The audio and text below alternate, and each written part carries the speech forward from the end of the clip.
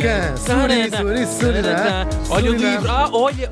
Olha o livro. Vamos olhar para o livro. Olhem o livro ao contrário. Este é um livro ao contrário.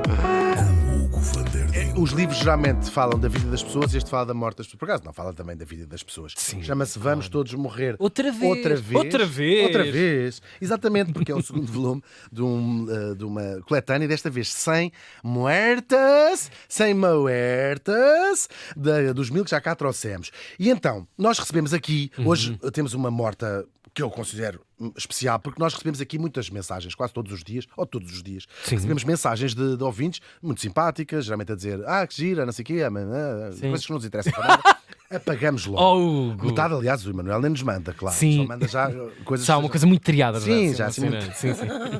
Não, são todas ótimas e muito queridas e ficamos muito contentes, faz parte do retorno do nosso trabalho, claro que sim. E de vez em quando, no meio dessas mensagens, vêm também sugestões de mortes, pessoas que dizem, olha, sugerir isto. Tipo discos pedidos. Tipo discos pedidos. E nós, quando achamos interessante, e achamos tantas vezes, acedemos a esses pedidos. E os nossos pedidos favoritos são quando eles próprios nos levam a descobrir pessoas que nós não fazíamos ideia quem eram. É o nosso caso, aliás, da nossa morta de hoje.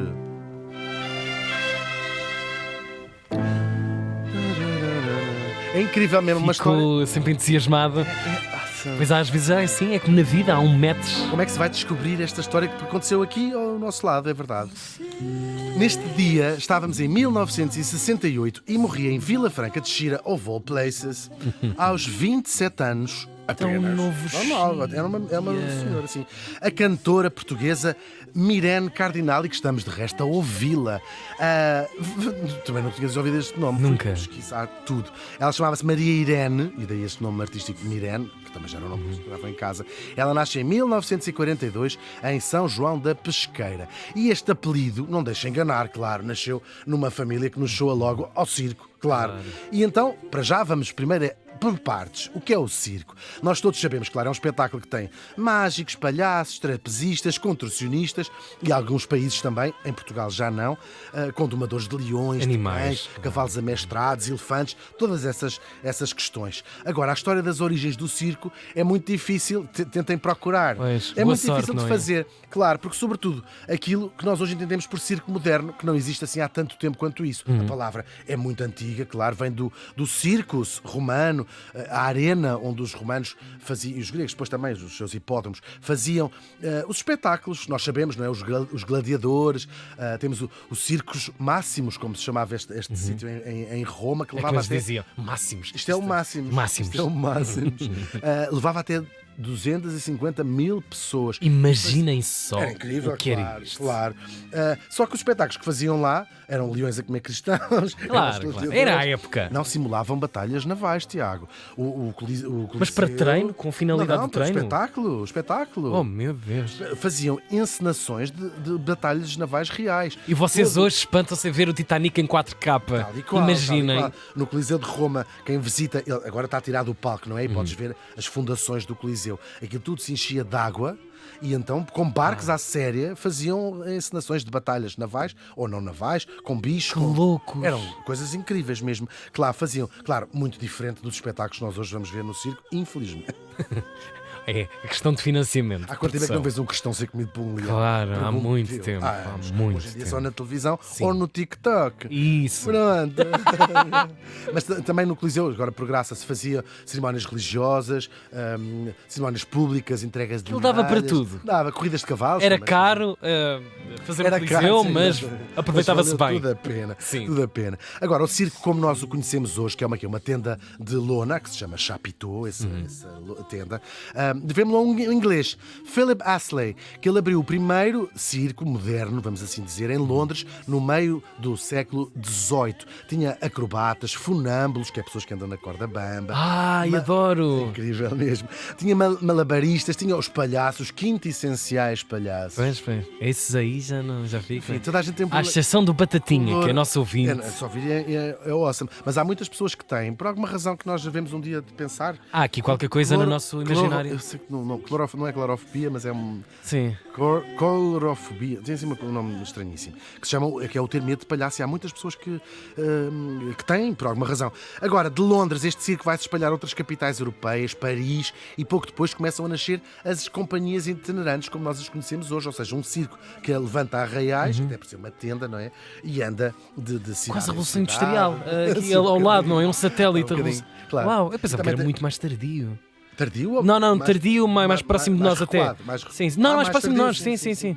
Não, assim, claro. Uau. Até já é uma propriedade de tempo muito grande para este circo. Claro, é no século XIX que eles começam a desenvolver-se, isso também no princípio do século XX, com a noção do lazer, que temos falado tanto aqui, portanto o circo começa a ficar se calhar um bocadinho menos saltimbanco, portanto uma coisa mais formal, uma coisa mais bem apresentada, com tudo mais.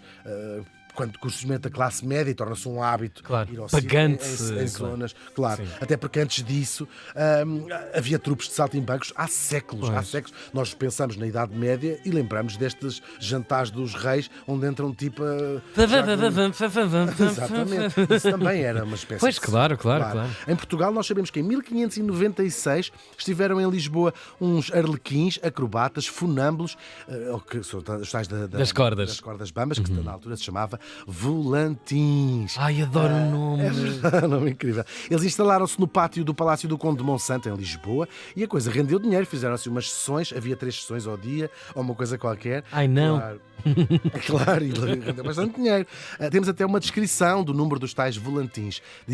Abre as crónicas da altura. 2 irmãos, um muito gordo e outro muito magro, que faziam coisas admiráveis e espantosas. Dançavam na corda bamba, de 4 dedos de grossura, tinha a corda, umas vezes com tamancos nos pés, outras metidos, ambos num saco, atado por cima das cabeças. Também com a ajuda do demónio, já sabemos como é que as pessoas achavam, é sempre a mesma coisa. Deitavam um deles em um tabernáculo, isto é uma tábua, e deixava que lhe partissem sobre o peito uma pedra da tafona, que é uma pedra de moinho, com o peso de 2 quintais. Fui ver, são 200 quilos. Coitadinho do volante. Nossa Senhora! Isto não era um peito! Isto era um portão!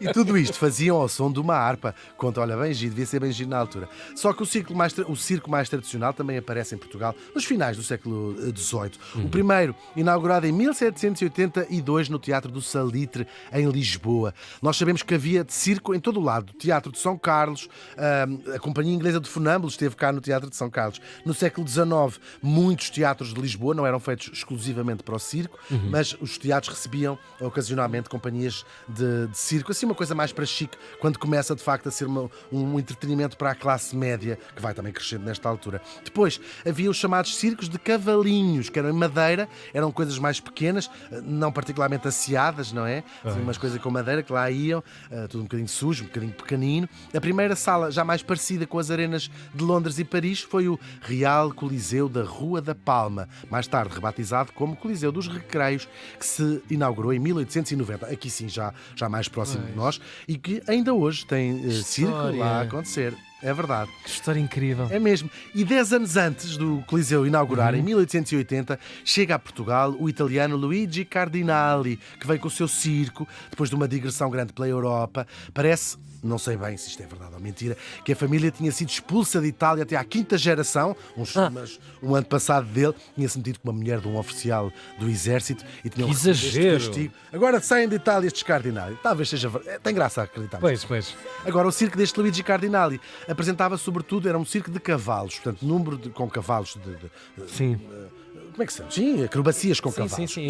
Com equídeos, sim. Com equídeos, exatamente. A coisa correu muito bem, os portugueses gostaram muito e o Luigi resolve ficar e por cá teve 2 filhos que lhe deram muitos descendentes. São centenas. Portanto, ele é o primeiro Cardinali em Portugal. Cardinali, sim. Okay. Já com o circo sempre, já vai em centenas valentes de Cardinalis, descendentes todos deste Luigi. É uma verdadeira dinastia e quase todos continuam ligados ao circo. O descendente mais famoso, claro, é o empresário Vittor Hugo Cardinali, mas há muitos outros. E nós hoje falamos aqui de uma prima, a nossa morta, Mirene Cardinali. Ela cresceu, como já vimos, numa família de artistas de circo e ela própria, ainda muito criança, já já cantava, também era artista.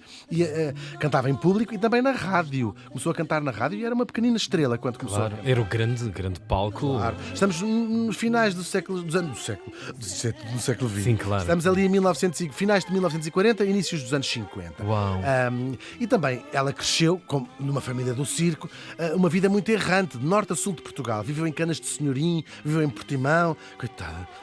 Eu estava a ver o que é que ias dizer sobre Canas de Mais Senhorim. Canas, Portimão. Não, é tudo incrível. Agora, numa dessas viagens, tem ela 15 anos, apaixona-se por um rapaz, José, e ele apaixona-se por ela. A família dele é que não estava pelos ajustes, não é? Ter um romance, ter o filho apaixonado pela filha de um artista de circo, não é? Pela filha de uns artistas de circo, que não era bem visto na altura, e lá acharam aquilo tudo muito itinerante, não querem nada disso.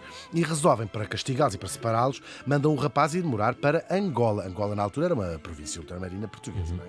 Só que o amor foi mais forte e os dois resolvem, combinam por carta e casam por procuração, que era uma realidade. Ainda hoje é legalmente possível. Sim. Casas à distância, tens um procurador e assinas. E então eles depois fizeram isto, combinaram e fizeram isto. E assim era um facto consumado, as famílias já nada podiam fazer, eram marido e mulher. E por amor, ela, conceito. completamente. Sim, e ela vai ter, assim mesmo verdade.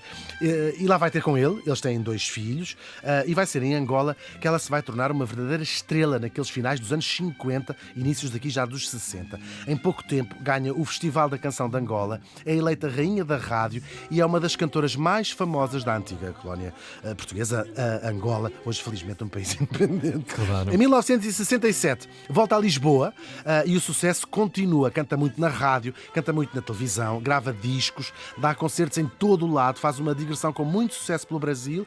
Agora, ao contrário do que acontecia com Angola, na metrópole a sua carreira teve alguma dificuldade. Porquê? Porque ela ficou um bocadinho sempre à sombra da grande estrela da altura, que era a Simone de Oliveira, e cujos registros vocais eram relativamente semelhantes, sim. E portanto ela era uma estrela absoluta em Angola, só que cá ficou sempre não é em segundo plano, porque ela era famosíssima, só que a Simone já tinha um lugar que ninguém conseguia ofuscar, claro. E ela andou sempre um bocadinho nos intervalos da chuva. Ainda assim, ficam as duas empatadas no Festival da Canção de 1968, onde ambas concorrem, uma delas ganha.